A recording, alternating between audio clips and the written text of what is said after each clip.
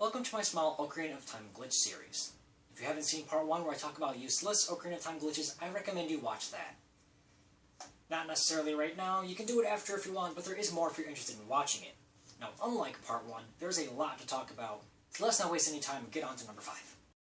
Number 5 is all the boring stuff. Mega flips, super slides, ground jumps, and recoil slides. These are your bread and butter tricks and are used numerous times in a large variety of sequence breaks and speed tricks, and while visually unimpressive, are extremely important to know whether you're speedrunning or casually sequence breaking. Do know that there are many other small glitches similar to these that I won't be going over because I don't have all day, and in fact I ended up having to cut some of them out of this video because it was getting kinda ridiculous. If you'd like to read more on these and other glitches I didn't mention, please visit zeldaspeedruns.com. It's an archive of every speedrunning technique, including ones I won't be talking about. Even if you're not a speedrunner, they're all very interesting glitches and are fun to do on your own. Well, some of them, anyways.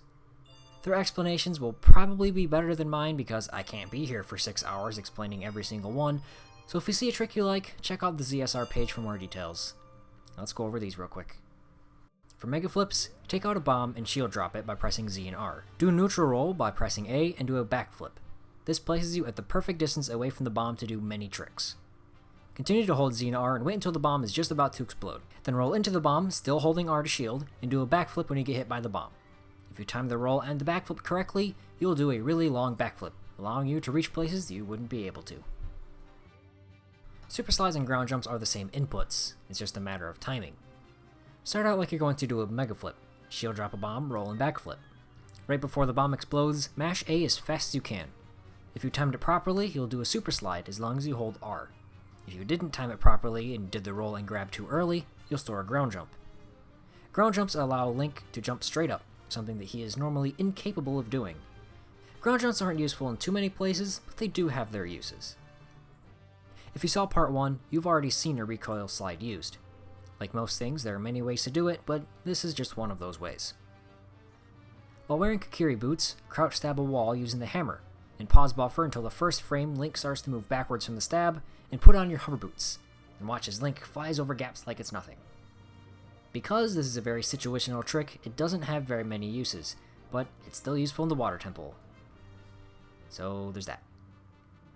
Number 4 is bottom of the well early. There's one big reason to go to bottom of the well early, and that's for bomb choose.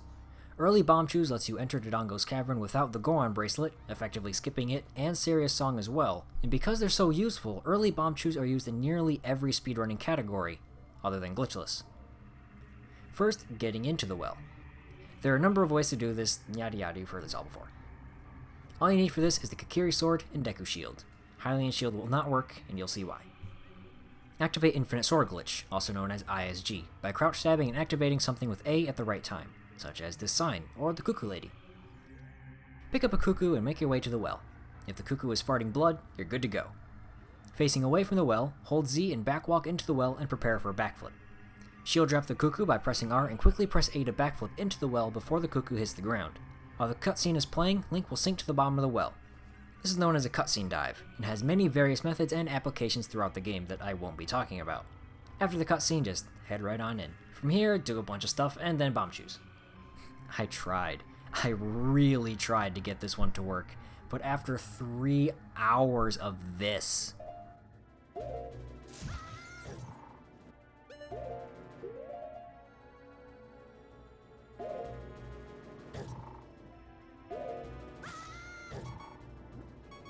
I finally gave up.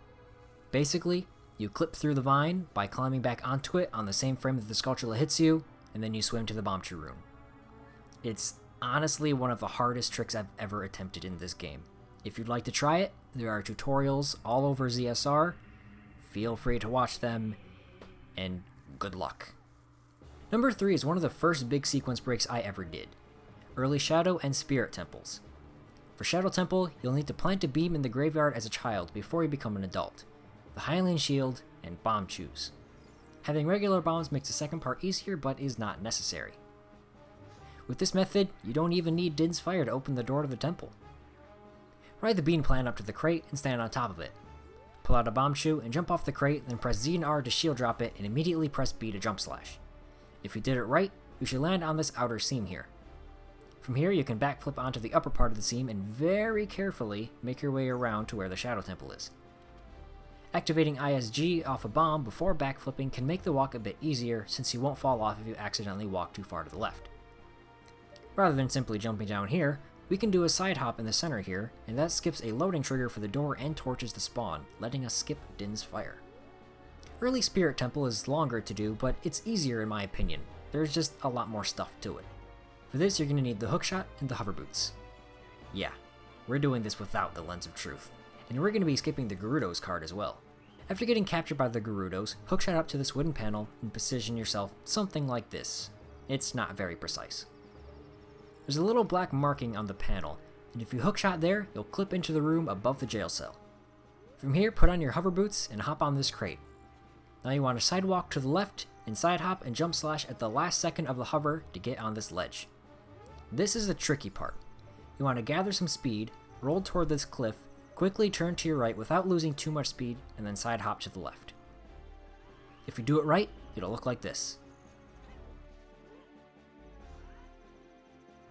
It's pretty tricky, but it's really satisfying to get that last second turn into side hop. From here, you can make your way further down the cliff and hover boots your way to the desert. And the rest of the way is pretty standard. Hookshot over the sand river, follow the markers, and then using certain markers in the sand, you can make your way through the last part of the desert without the lens. Once you make it to the crate, you can walk right toward the flags. Remember a couple minutes ago when I said, it's honestly one of the hardest tricks I've ever attempted in this game. Well, number 2 is another one of those tricks. This is Door of Time Skip. It lets you skip the entirety of the child sections of the game by clipping through the Door of Time. There are 3 parts to this glitch: the setup, the clip, and the jump slash.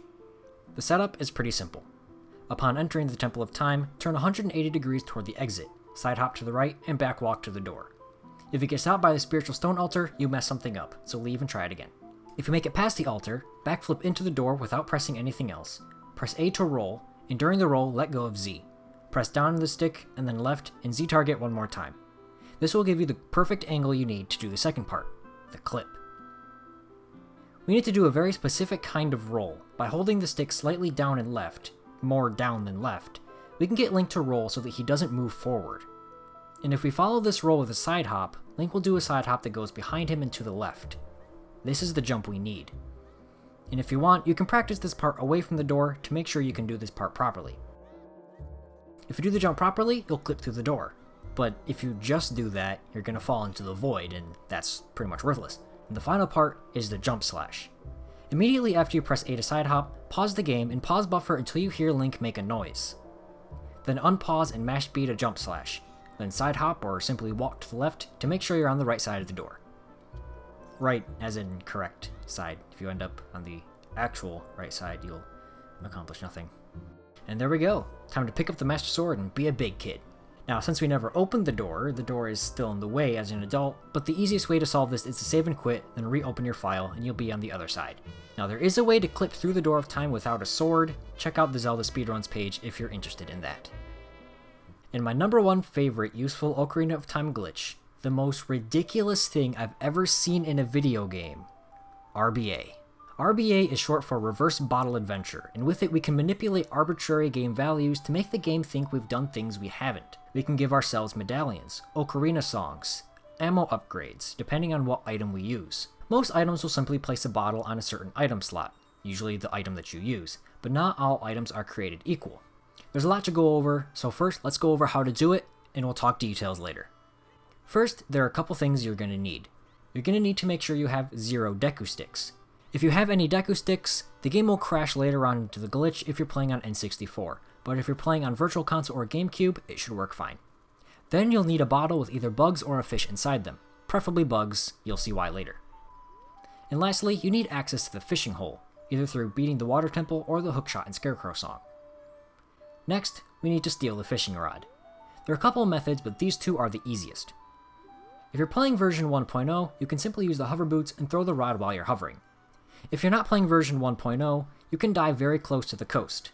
Close enough that after the dive, you'll pop out of the water and be standing. After you dive, mash B and hopefully Link will throw the rod while being able to move around. Walk to the door and leave the fishing hole by pressing A. Do note that if you're playing on Virtual Console or GameCube, you are definitely not playing version 1.0. Version 1.0 is only on the Nintendo 64. Now that you're in Lake Hylia, there are a couple things you need to know about this fishing rod. Pressing B right now will soft lock the game. Don't do that. Pausing the game will remove the fishing rod from the B button and ruin the glitch. Don't do that. Instead, you want to swim to the water and dim out your B button, then leave the water. Now you can pause and unpause. You can use anything that will temporarily dim your B button, but the water right here is really convenient. If done correctly, you should have a deku stick on your B button. Now find a flash area of land, I like this spot in particular, and empty out your bugs or fish and catch them back into your bottle. This makes it so you have a filled bottle in Link's hand, which is required for this next part. Backflip with the bottle in Link's hand, and while in the air, press the button that the bottle is on, and then the B button before landing. This is why you need to have 0 deku sticks. If you have deku sticks, Link will attempt to pull out a deku stick. And you can't do that as an adult, and as such, the game will crash. But if you have 0 deku sticks, you'll hear the little buzzer sound, nothing will happen, and everything will be hunky-dory. Did I seriously just say hunky-dory? I've literally never said that in my life before. As a side note, if you're using bugs, make sure to wait until the remaining bugs burrow into the ground after you catch them before you do the backflip, otherwise bad things will happen.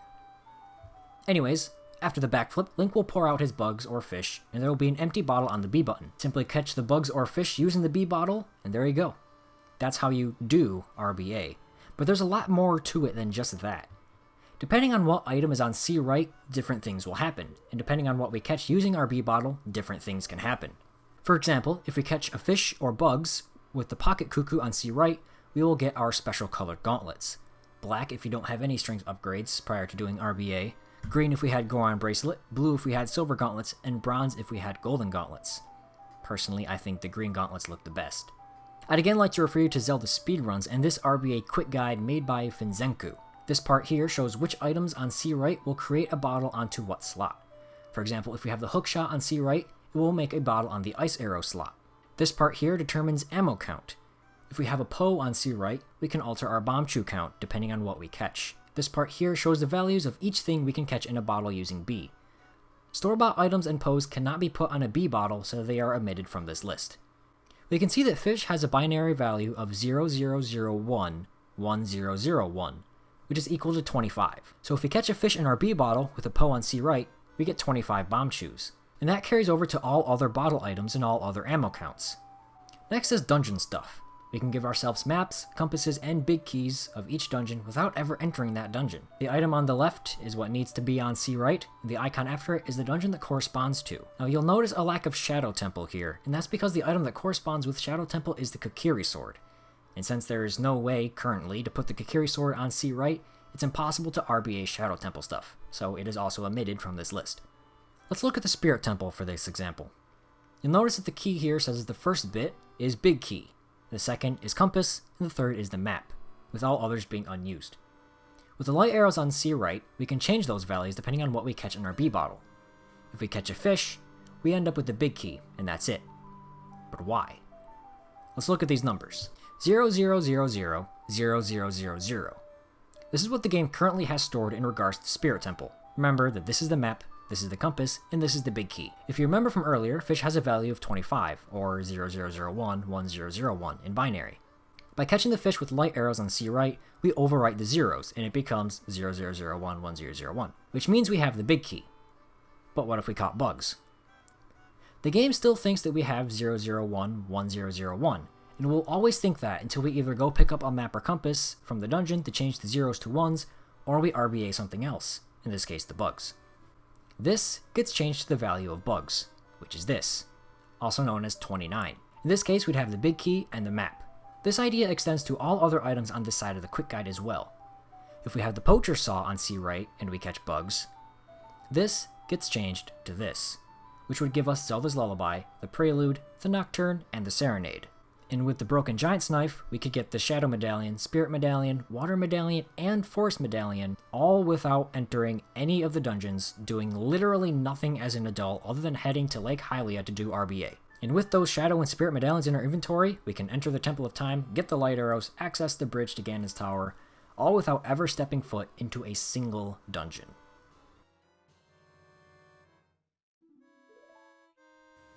There you have it. That's my top 5 favorite useful Ocarina of Time glitches. RBA is seriously one of the most ridiculous things I've ever seen in a video game. And it's just so much fun to just play around with, even if you're not a speedrunner. You just... like... there's like literally nothing like it in any other game, except for Majora's Mask, which also has RBA, but it's like weird. Not as cool. In fact, it's possible to get 37 keys in the Water Temple using RBA. The popular Ocarina of Time speedrunner ZFG ran this category a while ago, and it was really fun to watch. It was about an hour long, so it's not that bad. There'll be a link in the description if you want to watch that also. And that about does it. That is my Ocarina of Time Glitch mini-series. I hope you enjoyed it, maybe learned something, maybe rekindled your love for Ocarina of Time. And if you didn't see part 1, you can click right there. You can go watch it if you didn't see it.